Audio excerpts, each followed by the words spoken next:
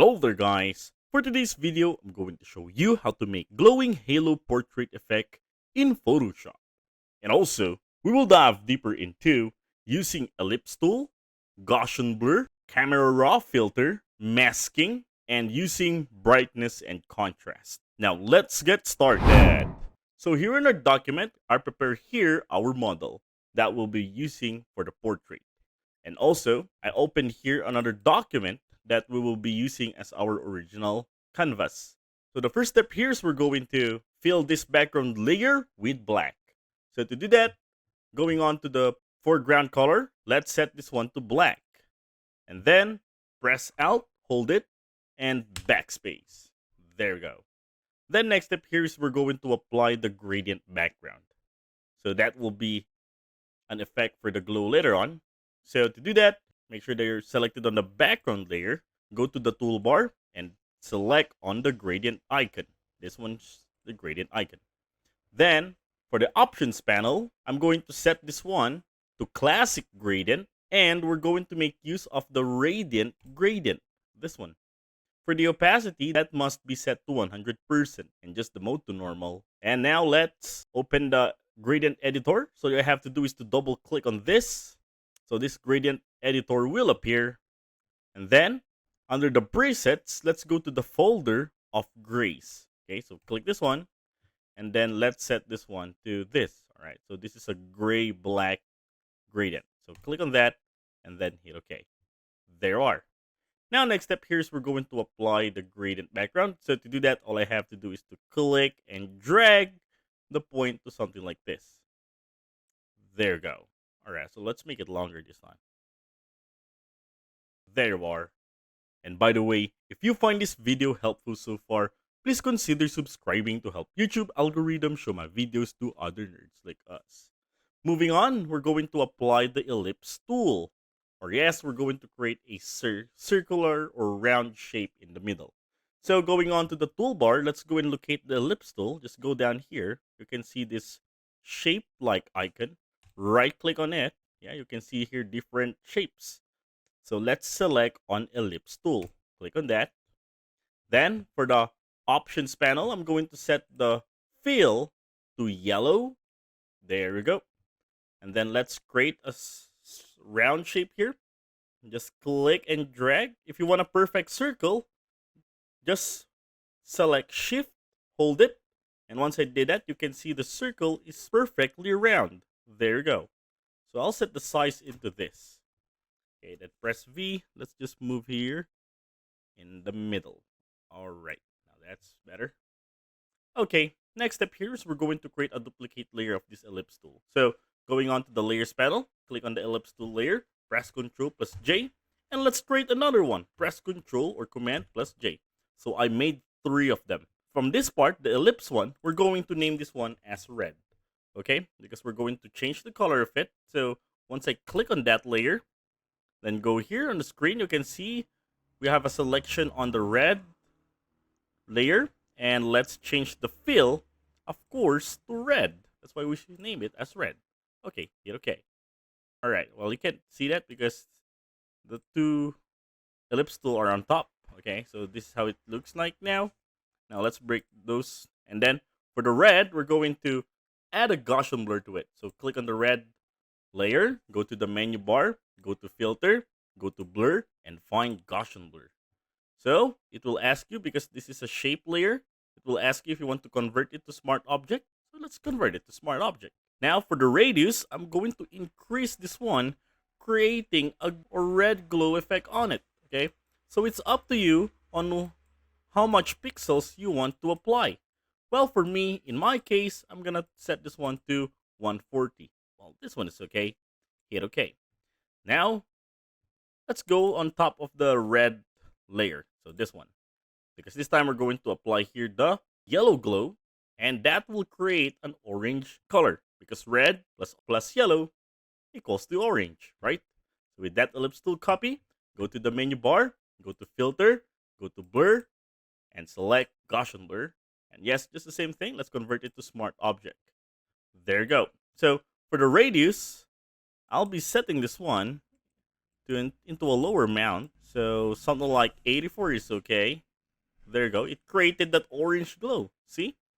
Now hit OK. Alright, so the edge is too sharp. So let's just add a little blur on this top ellipse tool. Okay, so this one, go to the menu bar, go to filter, go to blur, and select Gaussian Blur, convert it to smart object. For the radius, let's just set this one to 2 pixels. Then hit OK. Just to maintain it's not that sharp on the edges of this circle. Now let's go to the document or the model that we prepared. We have to extract this one. So to have an instant selection, click on the background layer, go to the contextual taskbar, and select subject, this button. Alright, perfect selection. Press V for the move tool and click and drag it here. Alright, so we're going to rescale this one. Okay.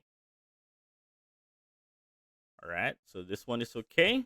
Then hit enter. Now moving on, the next step here is that we're going to darken this image. So we're going to decrease the amount of the shadows, the exposure, the whites on this subject layer.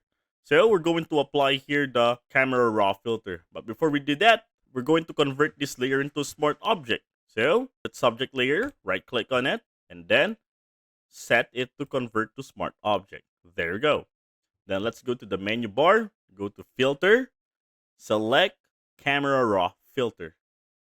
Alright, so this time, let's start from the light. For the exposure, I'm going to decrease this one just into amount of negative 0.45. That's okay. And then for the contrast, let's increase this one. Okay, to about 35. That's okay. For the highlights, I'm going to decrease the amount. Negative 33 is okay. For the shadows, let's also decrease this one. Just to amount of negative 20. That's fine. For the whites, let's also decrease this one. Yeah, to about negative 70. Okay. All right, so it's getting darker. Now also for the black, let's decrease this one. Just to a few amount. Negative 20 is fine.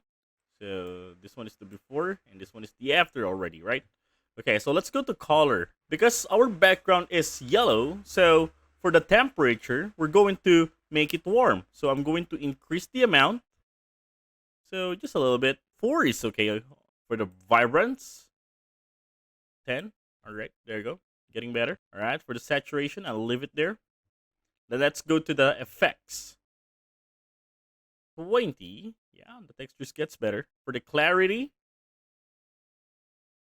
all right, so I'll set it to 20. Okay. For the dehaze, I'm going to increase this one as well. Let's just set it to 25. Yeah, that's okay. Now the texture gets better on this part. Okay, now once all set, to click OK at the bottom. All right, so this part. Then this one gets better. Well, it gives a little bit dark to our image. Now let's apply here the brightness and contrast adjustment. So go to the adjustment layer icon, this half-filled circle here at the right bottom. Click on this and select brightness. Okay, so for the brightness, let's go to the properties panel. And I'm going to decrease the amount of brightness. Yes, 80 is fine. Also for the contrast, this time we're going to increase this one to amount of 40. Yes, there you go. We forgot to select on clipping mask. So under the properties panel, just click on this icon here, create clipping mask. Okay, so that the subject will only be affected. There you go. Then we're going to start masking here. So on the layer mask thumbnail of the brightness and contrast, click on that. Then let's get the brush tool. So press B for the shortcut key of brush tool. For the options panel, I'm going to make use of a soft round brush.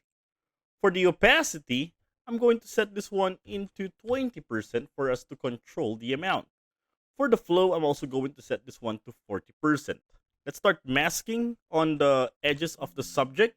Light to it, all right? So something like this. So I'll start masking on this. I'll make sure that your foreground color is black, all right? Okay, then let's start masking.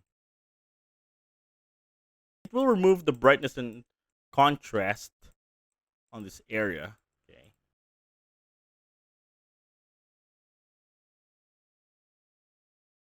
All right, and also for the details, let's also decrease the brush size into this, and then let's keep on masking on this part. All right, so these are the highlights of our subject's face.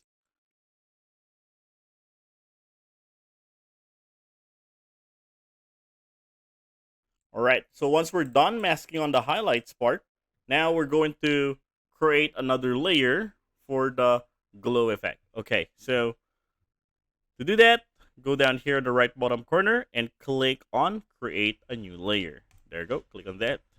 This will be the glow, alright. Then, with that glow layer selected, let's go and get the brush tool once again. Press B. Okay, and then let's change the foreground color and let's get an orange color on the glow. All right, something like this. That's okay. Then hit OK. Now we already have this orange color.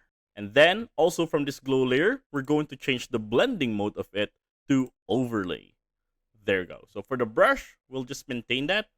Okay, then let's start brushing to give a color glow on the highlights of our subject. So just like here, the chin. On the edges, I'll give you a few tips here for us to mask that quicker. All right, so I'm going to set the opacity into amount of 50, and then let's start masking on the edges. Make sure on the edges only. All right, then let's bring back the opacity back to 20%, and then let's keep on masking on the highlight part. Okay. All right, I guess this one seems fine. Now, also, we're going to create a clipping mask on this glow layer. So to do that, right-click on that glow layer and select on Create Clipping Mask. There are. All right, now that seems fine. It blends well on the background. That's how it goes. So let me show you the before and after. This one is the before, and this one is the after. And that is how to make glowing halo portrait effect in Photoshop.